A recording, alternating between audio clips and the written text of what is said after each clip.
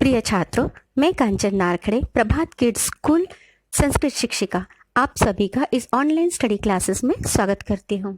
छात्रों, आज हम अष्टमी कक्षा रुचिरा भाग 3 का द्वितीय पाठ विलस्यवाणी न कदापि में श्रुता देखेंगे। विलस्यवाणी न कदापि में श्रुता अर्थात बिल की वाणी मैंने कभी भी नहीं सुनी। वाणी यानी आवाज। देखते हैं पाठ की प्रस्तावना। प्रस्तुत पाठ संस्कृत के प्रसिद्ध कथा ग्रंथ पंचतंत्रम के तृतीय तंत्र काकोलुकियम से संकलित है। पंचतंत्र के मूल लेखक विष्णु शर्मा है। इसमें 5 खंड है जिन्हें तंत्र कहा गया है। इनमें गद्य पद्य रूप में कथाएं दी गई हैं, जिनके पात्र मुख्यतः पशु पक्षी हैं। देखते हैं पाठ। कस्मिंश्चित् वने खर्नखरः नाम सिंहः प्रतिवसति स्म। सः कदाचित् इतस्ततः परिभ्रमन् क्षुधार्तः न किञ्चिदपि आहारं प्राप्तवान्। ततः सूर्यास्तसमये एकां महतीं गुहां दृष्ट्वा सः अचिन्तयत्, नूनम् एतस्यां गुहायां रात्रौ कोऽपि जीवः आगच्छति, अतः अत्रैव निगूढः भूत्वा तिष्ठामि इति। इस परिच्छेद का सविस्तर अर्थ देखते हैं। कस्मिंश्चित् वने खर्नखरः नाम सिंहः प्रतिवसति स्म। किसी वन में खरनखर नाम का सिंह रहता था। छात्रों, यहाँ पर प्रतिवसति स्म ये क्रियापद आया हुआ है। देखिए, इसमें प्रतिवसति यह लट लकार का प्रत्यय है और इसके साथ स्म प्रयोग किया गया है। स्म प्रयोग करने से लट लकार का अर्थ भूतकालवाचक बन जाता है, जैसे इसका अर्थ हुआ रहता था। इसके साथ प्रति यह उपसर्ग का भी उपयोग किया गया है। आगे देखते हैं। सह कदाचित इतस्ततः परिभ्रमण क्षुधार्तः न किंचिदपि आहारम प्राप्तवान। कदाचित किसी समय, क्षुधार्तः भूख से व्याकुल होकर, इतस्ततः इधर उधर, परिभ्रमण घूमते हुए, सह उसे, न किंचिदपि आहारम प्राप्तवान उसे थोड़ा सा भी, कुछ भी, किंचिदपि यानी कुछ भी, आहार यानी भोजन प्राप्त नहीं हुआ। आगे बढ़ते। ततः सूर्यास्त समय एकां महतीं गुहां दृष्ट्वा सः अचिन्तयत्। ततः तब सूर्यास्त समय होने पर, एकां महतीं गुहां दृष्ट्वा एक विशाल गुफा को देखकर, दृष्ट्वा यानी देखकर, सः अचिन्तयत् उसने सोचा। इस वाक्य में देखिए, महती गुहाम यहाँ विशेषण विशेष्य है। यहाँ का विशेष्य है गुहायाम। गुफा ये क्या हुआ, गुहाम क्या हुआ, एक विशेष्य हुआ और उसका विशेषण हुआ महती। महती यानी विशाल। आगे बढ़ते हैं। नूनम एतस्यां गुहायां रात्रौ कोऽपि जीवः आगच्छति। नूनम अर्थात अवश्य ही, निश्चित ही। नूनम यह एक अव्यय भी है। नूनम एतस्यां गुहायां, निश्चित ही इस गुफा में, गुहायां यह सप्तमी विभक्ति है। गुहायां रात्रौ कोऽपि जीवः आगच्छति। रात्रि में, रात्रौ रात्रि में, कोऽपि कोई तो भी जीव आता है। जीव यानी प्राणी, कोई तो भी प्राणी आता है। देखिए छात्रों, यहाँ पे कोऽपि संधि है, इसका विच्छेद होगा कह प्लस अपि। आगे बढ़ते हैं। अतः अत्रैव निगूढो भूत्वा तिष्ठामि इति। अतः तो, अत्रैव अत्र प्लस एव, संधि विच्छेद क्या हुआ इसका, अत्र प्लस एव। तो यहीं पर निगूढो भूत्वा अर्थात छिपकर, छिपकर तिष्ठामि बैठता हूँ। तो यहीं पर छुपकर बैठता हूँ। देखिए, इस परिच्छेद में क्या बताया कि एक सिंह जिसका नाम होता है खरनखर, वो बहुत ही भूखा होता है और भूख के कारण वो अपने आहार को ढूंढने के लिए इधर उधर घूमता है। सूर्यास्त समय हो जाता है। सूर्यास्त समय होने पर एक बहुत ही बड़ी गुफा उसे दिखाई देती है और उस गुफा को देखकर वो सोचता है, अवश्य ही इस गुफा में रात्रि कोई तो भी प्राणी आता है, अतः तो मैं यहीं पर छुपकर बैठता हूँ। आगे चलते हैं। एतस्मिन् अंतरे गुहायाः स्वामी तदिपुच्छः नामकः शृगालः समागच्छत्। स च यावत् पश्यति तावत् सिंहपदपद्धतिः गुहायां प्रविष्टा दृश्यते, न च बहिरागता। शृगालः अचिन्तयत्, अहो विनिष्टः अस्मि, नूनम अस्मिन् बिले सिंहः अस्ति इति तर्कयामि, तत्किं करवाणि। इस परिच्छेद को सविस्तर देखते हैं। इसका अर्थ है, एतस्मिन् अंतरे गुहायाः स्वामी दधिपुच्छ नामकः शृगालः समागच्छत्। इसी बीच, एतस्मिन् अंतरे अर्थात इसी बीच, गुहायाः स्वामी गुफा का स्वामी, दधिपुच्छ नाम का शृगालः समागच्छत्, शृगाल आ जाता है।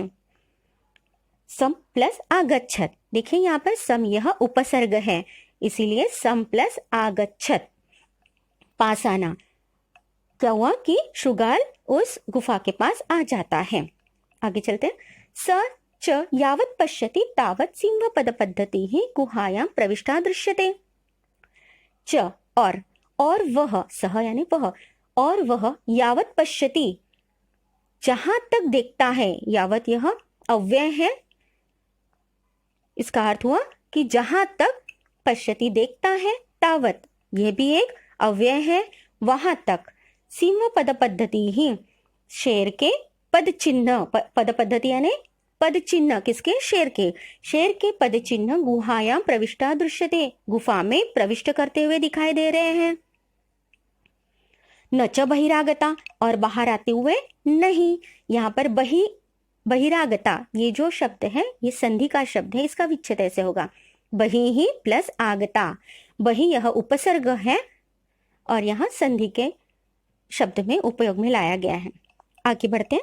शृगालः अचिंत्यत, शृगाल ने सोचा।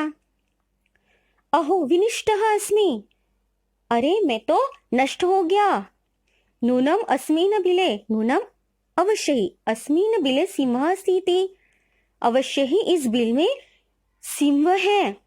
इति तर्कयामि, ऐसा मेरा अनुमान है। तर्कयामि यानी अनुमान।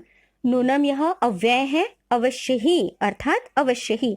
अस्मिन् अस्मत् सर्वनाम, सप्तमी विभक्ति, सप्तमी एकवचन, बिले ये सप्तमी एकवचन। आगे बढ़ते हैं। तत्किं करवाणि, तो मैं क्या करूं। आगे देखते हैं। एवं विचिन्त्य दूरस्थः रवं कर्तुम आरब्धः, यह सोचकर दूर ही रहकर, दूरस्थः यानी दूर ही रहकर, रवम अर्थात आवाज करना, बोलना। एवं विचिन्त्य, यह सोचकर, दूरस्थ रवम कर्तुम आरब्ध, दूरस्थ दूर रहकर ही, रवम अर्थात आवाज करना या बोलना, दूर रहकर ही वो आवाज करना प्रारंभ कर देता है। कर्तुम आरब्ध, देखिए छात्रों यहाँ पे कर्तुम आरब्ध वर्ड आया है, तो यह कर्तुम प्लस आरब्ध संधि विच्छेद इस तरीके से इसका होगा। कर्तुम प्लस आरब्ध, वह दूर रहकर ही आवाज करना शुरू कर देता है। भो बील किम न स्मरसि, भो बील किम न स्मरसि यन्मया त्वया सह समयः कृतः अस्ति। क्या कहता है वो कि हे बिल क्या तुम्हें याद नहीं है। स्मरसि स्पृह धातु यानी याद करना, स्मरण करना, स्मरसि। हे बिल क्या तुम्हें याद नहीं है। यन्मया, यत प्लस मया, संधि विच्छेद क्या होगा इसका, यत प्लस मया। यन्मया त्वया सह, की यत मतलब की, मया मेरी, तुम्हारे साथ, त्वया सह तुम्हारे साथ, समय शर्त लगी है, शर्त यानी निश्चित हुआ है, मेरा तुम्हारे साथ निश्चित हुआ है। कृतः प्लस अस्ति, कृतः प्लस अस्ति, इसका अर्थ क्या हुआ कि लगी है, शर्त लगी है या निश्चित हुआ है।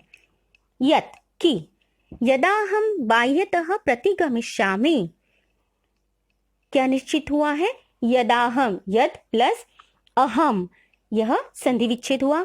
यद की अहम, जब मैं, यदा अहम जब मैं, बाह्यतः बाहर से, प्रति आगमिष्यामि, प्रति यह उपसर्ग है, प्रति प्लस आगमिष्यामि कि जब मैं बाहर से आऊंगा। तदा त्वम, तदा तब, तदा अर्थात तब, त्वम माम आकरिष्यसि, तुम, त्वम अर्थात तुम मेरा आवाहन करोगी। आकरिष्यसि अर्थात आवाहन करना या स्वागत करना।